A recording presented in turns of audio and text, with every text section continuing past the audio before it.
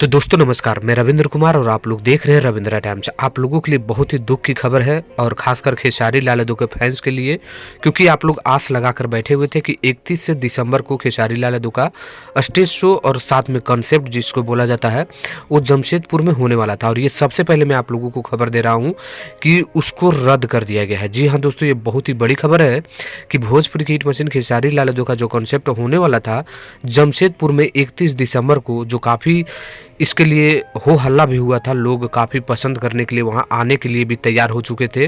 और नया साल समझिए कि जो भी खेसारी लाल यादव के फैंस थे, भोजपुरिया फैंस थे, आप लोगों के लिए बहुत ही खुशी की बात था कि जो 31 दिसंबर को होने वाला था जमशेदपुर में, उसमें खेसारी लाल यादव दिखाई देंगे और खेसारी लाल यादव के साथ जो नया साल है वो मनाया जाएगा। लेकिन आप लोगों को बताते हुए बड़ा दुख की बात है कि वहाँ जो कॉन्सेप्ट होने वाला था, स्टेज शो होने वाला था, वो रद्द कर दिया गया है। जी हाँ दोस्तों, वहाँ से ये खबर निकल कर आया है और ये इंग्लिश में आप लोगों को जो मैं दिखा रहा हूँ आप लोग देख सकते हैं, लेकिन इसको मैंने हिंदी कर दिया है क्योंकि आप लोगों को भी जो असुविधा होगा वो समझ में आएगा। तो हिंदी में देखिए, इनमें लिखा हुआ है कि हमें आपको यह बताते हुए खेद है कि वन विभाग से अनुमति न मिलने के कारण खेसारी लाल यादव का लाइव कॉन्सेप्ट रद्द कर दिया गया है।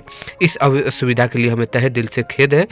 जिन लोगों ने टिकट खरीदे हैं उनके लिए रिफंड प्रक्रिया 3 जनवरी 2025 के बाद शुरू हो जाएगा। यानी जिस लोगों ने या जिस फैंस ने इसको टिकट खरीदा है उसको 3 जनवरी के बाद उसको प्रक्रिया चालू हो जाएगा, उसको मिल जाएगा।